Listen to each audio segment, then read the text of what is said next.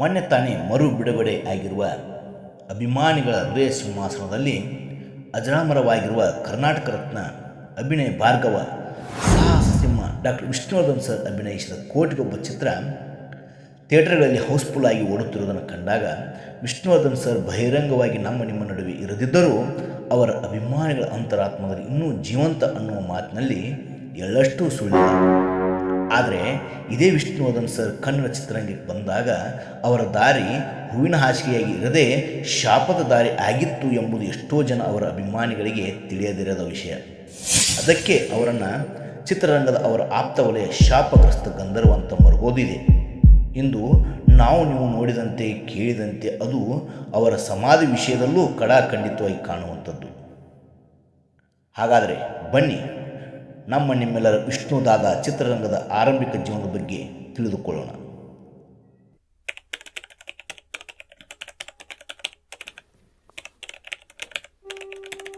ನಾಗರಾವ್ ಚಿತ್ರದಲ್ಲಿ ಹಾವಿನ ದ್ವೇಷ 12 ವರುಷ ನನ್ನ ರೋಷ 100 ವರುಷ ಎಂಬ ಹಾಡು ಬಹಳ ಜನಪ್ರಿಯವಾದದ್ದು.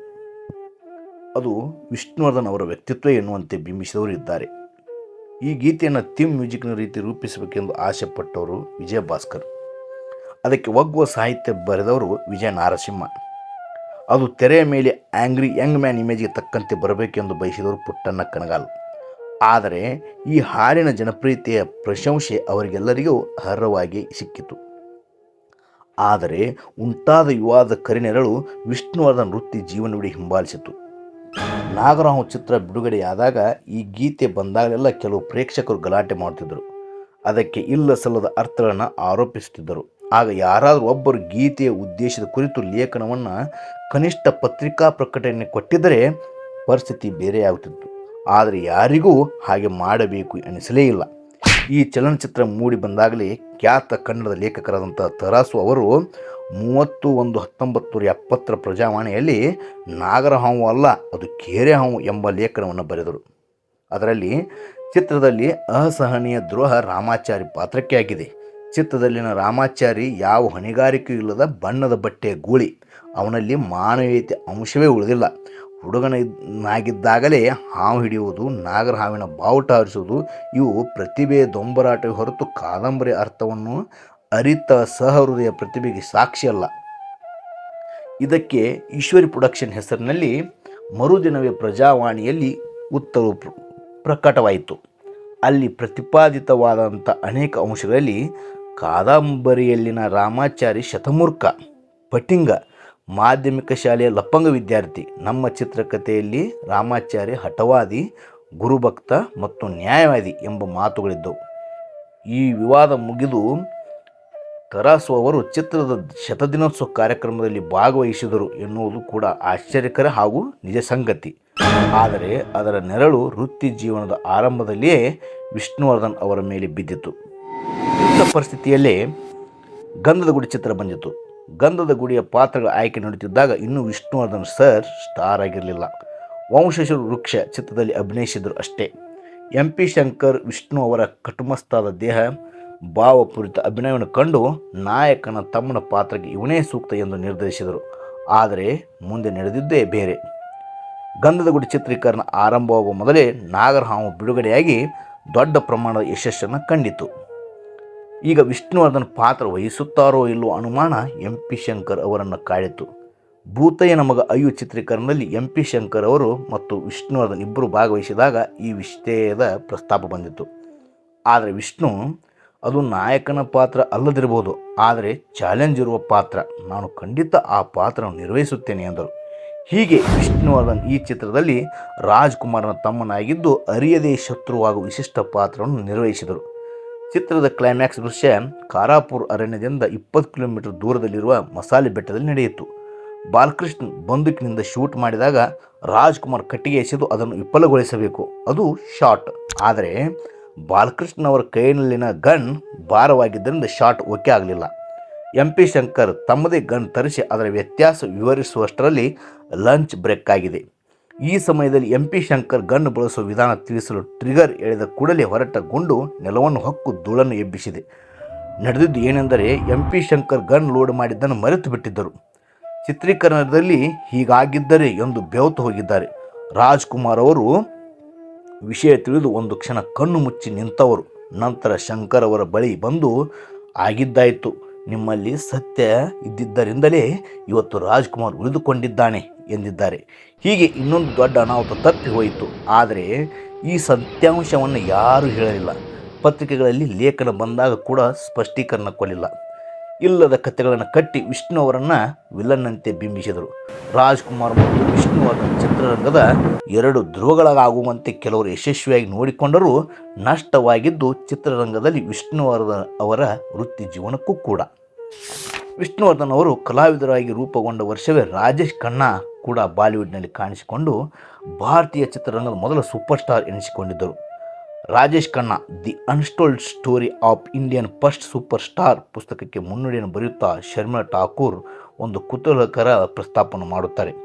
ಅದೆಂದರೆ, ರಾಜೇಶ್ ಖನ್ನಾ ಅವರ ಚಿತ್ರದಲ್ಲಿ ಮೊಟ್ಟ ಮೊದಲಿನ ನಾಯಕಿಯರಿಗೂ ಒಂದು ವ್ಯಕ್ತಿತ್ವ ರೂಪುಗೊಂಡಿತ್ತು. ಅವರ ಆಸೆ ಅಭಿಲಾಷೆಗಳಿಗೂ ಬೆಲೆ ದೊರಕಿತು, ಭಾವನೆಗಳಿಗೂ ಅವಕಾಶ ದೊರೆಯಿತು. ಅಲ್ಲಿವರೆಗೆ ಕೇವಲ ಅವರ ಸೌಂದರ್ಯಕ್ಕೆ ಮಹತ್ವ ಇತ್ತು. ಇದರ ಕೆಲ ಅಂಶಗಳನ್ನು ವಿಷ್ಣುವರ್ಧನ್ ಅವರಿಗೂ ಅನ್ವಯಿಸಬಹುದು. ವಿಷ್ಣುವರ್ಧನ್ ಅವರು ಭಿನ್ನವಾಗುವುದು ಅವರ ಚಿತ್ರಗಳ ಸಾಂಸ್ಕೃತಿಕ ನೆಲೆಗಳಿಂದ. ಬಂಧನ, ಸುಪ್ರಭಾತ, ಜೀವನಚಕ್ರ, ಹಾಲುಂಡ ತವರು ಅವರ ಚಿತ್ರಗಳ ನಾಯಕರಿಗೆ ಮಹತ್ವ ದೊರಕಿದೆ. ತಮ್ಮ ಪಾತ್ರವನ್ನು ಸಂವಾದಿಸಿಯಾಗುವಲ್ಲಿ ವಿಷ್ಣು ಸರ್ ಯಶಸ್ಸನ್ನು ಕಂಡಿದ್ದಾರೆ. ಇಂಥ ವಿಸ್ತಾರವನ್ನು ಅನೇಕ ಕಡೆ ಕಾಣಬಹುದು. ರಾಜೇಶ್ ಖನ್ನಾ ಅವರ ಜೊತೆಗೆ ವಿಷ್ಣುವರ್ಧನ್ ಅವರನ್ನು ಹೋಲಿಸಬಲ್ಲ ಇನ್ನೊಂದು ನೆಲೆ ಇದೆ. ಅದು ಮಧ್ಯಮ ವರ್ಗದ್ದು. ಕರ್ನಾಟಕದ ಮಟ್ಟಿಗೆ ಮಧ್ಯಮ ವರ್ಗ ರೂಪುಗೊಂಡಿದ್ದು 1970ರ ದಶಕದಲ್ಲೇ. ಆರ್ಥಿಕವಾಗಿ ಸೀಮಿತವಾದ ನೆಲೆಯಿದ್ದರೂ ಭಾವನಾತ್ಮಕ ವಿಶಾಲ ಆಸೆಗಳನ್ನು ಹೊಂದಿದ್ದ ಈ ವರ್ಗವನ್ನು ರಾಮಾಚಾರಿ ಪಾತ್ರದ ಮೂಲಕ ತಮ್ಮ ಮೊದಲ ಚಿತ್ರದಲ್ಲಿ ವಿಷ್ಣುವರ್ಧನ್ ಪ್ರತಿನಿಧಿಸಿದರು. ಮುಂದೆ ಅನೇಕ ಚಿತ್ರಗಳು ಇಂಥ ಸಾಧ್ಯತೆಗಳು ಕಾಣುತ್ತವೆ. ಮುತ್ತಿನ ಹಾರದಂಥ ಸೈನಿಕ ಜೀವನ ದುರಂತ ಕಥೆಯಲ್ಲಿ ಮಿಡಿದಿರುವುದು ಮಧ್ಯಮ ವರ್ಗದ ಭಾವಲಹರಿಯೇ. ಕರುಣಾಮಯಿ, ಕಥಾನಾಯಕ, ಬಂಗಾರ ಜಿಂಕೆ ಹೀಗೆ ಚರ್ಚಿತವಾದಂಥ ಕೆಲವು ಚಿತ್ರಗಳಿವೆ. ಇಲ್ಲೆಲ್ಲ ವಿಷ್ಣುವರ್ಧನ್ ಅವರು ನೀಡಿರುವ ಭಾವ ಸೂಕ್ಷ್ಮತೆಯನ್ನು ಅಧ್ಯಯನ ಮಾಡುವಂಥ ಅವಶ್ಯಕತೆ ಇವತ್ತಿದೆ. ನಟ ಸಾರ್ವಭೌಮ ಡಾಕ್ಟರ್ ರಾಜ್ಕುಮಾರ್ ಅವರು ತಮ್ಮ ಅಭಿಮಾನಿಗಳನ್ನು ಅಭಿಮಾನಿ ದೇವರುಗಳೆನ್ನುತ್ತಿದ್ದರು.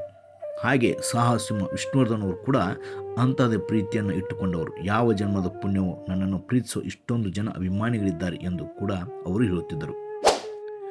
ಕಿಲಾಡಿ ಜೋಡಿ ಬೆಂಗಳೂರಿನ ಮೆಜೆಸ್ಟಿಕ್ ಚಿತ್ರಮಂದಿರದಲ್ಲಿ ಬಿಡುಗಡೆಯಾಯಿತು. ಅದಕ್ಕೆ ಅಭಿಮಾನಿಗಳು ಬಹಳ ಎತ್ತರ ಸ್ಟಾರ್ ಮಾಡಿಸಿ ಕೊಂಡು ಬಂದಿದ್ದರು. ಆದರೆ ಇದಕ್ಕೆ ನಡೆಯುವ ಮೆರವಣಿಗೆಯನ್ನು ಭಂಗಗೊಳಿಸಿ ದಾಳಿ ಮಾಡುವ ಉದ್ದೇಶದಿಂದ ಕಿಡಿಗೇಡಿಗಳು ದಾಳಿ ಮಾಡಲಿದ್ದಾರೆ ಎಂಬ ಇಂಟೆಲಿಜೆನ್ಸ್ ಸುದ್ದಿ ಬಂದಿತ್ತು. ಗೃಹ ಸಚಿವರ ರಕ್ಷಣೆಗೆ ಆದೇಶ ನೀಡಿದರೂ ಕೂಡ ದಾಳಿ ನಡೆಯಿತು. ಕೆಲವರು ಅಭಿಮಾನಿಗಳಿಗೆ ಪೆಟ್ಟಾದರೂ ಪಟ್ಟು ಬಿಡದಂತೆ ಸ್ಟಾರ್ಗಳನ್ನು ನಿಗದಿಗೊಳಿಸಿದಂತೆ ಕಟ್ಟಿದ್ದರು. ಹೀಗೆ ಕೃಷ್ಣ ನೀ ಬೇಗನೆ ಬಾರೋ ಚಿತ್ರ 25 ವಾರ ಓಡಿತು. ಆಗಲೂ ಕೂಡ ಸಂಭ್ರಮ ಪಡಲು ಅವಕಾಶ ನೀಡದಂತೆ ದಾಳಿ ನಡೆದು. ಆಗ ವಿಷ್ಣುವರ್ಧನ್ ವಿವೇಚನೆ ಬಳಸಿ ಅಭಿಮಾನಿಗಳಿಗೆ ಅವರಂತೆ ನೀವು ದಾಳಿ ಮಾಡಬೇಡಿ, ರಕ್ತದಾನ, ಬಡವರಿಗೆ ಪುಸ್ತಕ ವಿತರಣೆಯಂಥ ಸಮಾಜಮುಖಿ ಕಾರ್ಯಗಳನ್ನು ನಡೆಸಿ ಎಂದು ಸೂಚಿಸಿದರು. ಅದರಂತೆ ಇಂದಿಗೂ ಅನೇಕ ಅಭಿಮಾನಿಗಳು ಸಮಾಜಮುಖಿ ಕೆಲಸಗಳಿಗೆ ತೊಡಗಿಕೊಂಡಿದ್ದಾರೆ. ಹೊಂಬಿಸಿಲು, ಬಂಧನ, ಹಾಲುಂಡ ತವರು, ಕರ್ಣ ಮೊದಲಾದ ಚಿತ್ರಗಳು ವಿಷ್ಣುವರ್ಧನ್ ಅವರಿಗೆ ಸಾಕಷ್ಟು ಮಹಿಳಾ ಅಭಿಮಾನಿಗಳನ್ನು ದೊರಕಿಸಿಕೊಟ್ಟಿದ್ದವು.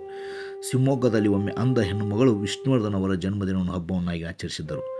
ಮುತ್ತಿನ ಹಾರ ಚಿತ್ರದ ವಿಷಯದಲ್ಲಂತೂ ಸಾಕಷ್ಟು ಪ್ರತಿರೋಧ ಎದುರಾಯಿತು. ಬೆಂಗಳೂರಿನ ಸಂತೋಷ್ ಚಿತ್ರಮಂದಿರದಲ್ಲಿ ಚಿತ್ರ ಬಿಡುಗಡೆಯಾದಾಗ ಸ್ಟಾರ್ಗಳನ್ನು ಇಟ್ಟುಕೊಂಡು ಕೇಶ ಮಂಡನ ಮಾಡಿಸಿಕೊಂಡು ಮೆರವಣಿಗೆ ಮಾಡುತ್ತಿದ್ದ ವಿಷ್ಣುವರ್ಧನ್ ಅಭಿಮಾನಿಗಳ ಮೇಲೆ ಹಲ್ಲೆ ನಡೆಯಿತು. ಅಷ್ಟೇ ಅಲ್ಲ, ರಕ್ತಪಾತವೇ ಆಗಿತ್ತು ಎಂದರೆ ತಪ್ಪಲ್ಲ. ಕೆಲವರ ತಲೆ ಸೀಳಿ ರಕ್ತ ಸುರಿಯುತ್ತಿತ್ತು, ನೆಲದ ಮೇಲೆ ರಕ್ತದ ಪ್ರವಾಹ ಹರಿಯುತ್ತಿತ್ತು. ಆ ನೋವಿನಲ್ಲೂ ಯಾರೂ ಆಸ್ಪತ್ರೆಗೆ ಹೋಗದೆ ವಿಷ್ಣುವರ್ಧನ್ ಅವರ ಕಟ್ಟೋಟಿಗೆ ಹಾಲಿನ ಅಭಿಷೇಕ ಮಾಡಿದರು. ಕೂಡಲೇ ಆಂಬ್ಯುಲೆನ್ಸ್ ಬಂದರೂ ಯಾರೂ ಚಿತ್ರ ನೋಡದೆ ಚಿಕಿತ್ಸೆ ಪಡೆಯಲು ಸಿದ್ಧರಿರಲಿಲ್ಲ. ಎಷ್ಟೋ ಜನರ ಬಳಿ ಟಿಕೆಟ್ ಕೂಡ ಇರಲಿಲ್ಲ. ಆಗಲೇ ಚಿತ್ರಮಂದಿರ ತುಂಬಿತ್ತು. ಒಂದಿಷ್ಟು ಹೆಚ್ಚಿನ ಕುರ್ಚಿಗಳನ್ನು ಹಾಕಿ ಚಿತ್ರ ನೋಡಲು ಅವಕಾಶ ಕಲ್ಪಿಸಲಾಯಿತು. ಗಾಯಗೊಂಡವರು ಕೂಡ ಚಿಲ್ಲರೆ ಎಸೆಯುವ ಹೂ ಪಕಳೆ ಹಾಕುವ ಸಂಭ್ರಮದಲ್ಲಿ ಪಾಲ್ಗೊಂಡಿದ್ದರು. ಕೊನೆಗೆ ಚಿತ್ರ ಮುಗಿದ ಮೇಲೆ ಅವರನ್ನೆಲ್ಲ ಆಸ್ಪತ್ರೆಗೆ ಸೇರಿಸಲಾಯಿತು. ಕೆಲವರಿಗಂತೂ ಹೊಲಿಗೆ ಹಾಕುವಷ್ಟು ಪೆಟ್ಟಾಗಿತ್ತು. ಆಗ ವಿಷ್ಣುವರ್ಧನ್ ಅವರು ನೋಡಲು ಹೋದಾಗ ಅವರೆಲ್ಲರೂ ಸ್ವರ್ಗವೇ ಸಿಕ್ಕಂತೆ ಸಂಭ್ರಮಿಸಿದ್ದರು. ಇಂಥ ಅಭಿಮಾನಿಗಳೇ ಪರವಾಗಿ ಚಿತ್ರಯಾತ್ರೆಯ ಉದ್ದಕ್ಕೂ ವಿಷ್ಣುವರ್ಧನ್ ಅವರನ್ನು ರಕ್ಷಿಸಿದ್ದು. ಇಂತಹ ವಿಷ್ಣುವರ್ಧನ್ ಸರ್ ಅವರ ಸಮಾಧಿ ವಿಷಯ ಕೂಡ ಇವತ್ತು ವಿವಾದ ತಿರುವನ್ನು ಪಡೆಯುತ್ತಿರೋ ನೋಡಿದಾಗ ಭೂಮಿಗೆ ಬಂದಾಗಲೇ ಅವರು ಶಾಪಗ್ರಸ್ತ ಗಂಧವರಂತೆ ಬಂದಿದ್ದರು ಎನಿಸುತ್ತೆ. ಕನ್ನಡ ಚಿತ್ರರಂಗಕ್ಕೆ ವರವಾಗಿದ್ದ ವಿಷ್ಣುವರ್ಧನ್ ಅವರಿಗೆ ಸ್ಟಾರ್ಡಮ್ ಶಾಪವಾಗಿತ್ತು. ನಿಜವಾದ ವಿಪರ್ಯಾಸ ಅಂದರೆ ಇದು. ಸ್ಟಾರ್ಡಮ್ ಎಲ್ಲರಿಗೂ ವರವಾಗೋದಿಲ್ಲ, ಕೆಲವರಿಗೆ ಅದು ಶಾಪವಾಗುತ್ತದೆ. ವಿಷ್ಣುವರ್ಧನ್ ಅವರಿಗೆ ಅದು ಎರಡೂ ಆಗಿತ್ತು. ನಿಮಗೆ ಅನಿಸ್ತು ವಿಷ್ಣುವರ್ಧನ್ ಅವರಿಗೆ ಸ್ಟಾರ್ಡಮ್ ವರವ ಅಥವಾ ಶಾಪವ? ಕಮೆಂಟ್ ಮಾಡಿ ತಿಳಿಸಿ. ಮತ್ತಷ್ಟು ಇಂಥ ಕಥೆಗಳಿಗಾಗಿ ನಮ್ಮ ಚಾನಲ್ ಸಬ್ಸ್ಕ್ರೈಬ್ ಮಾಡಿ. ಧನ್ಯವಾದಗಳು ನಮ್ಮವರೇ. ಮತ್ತೊಮ್ಮೆ ಸಿಗೋಣ. ಜೈ ಕನ್ನಡಿಗ, ಜೈ ಕರ್ನಾಟಕ.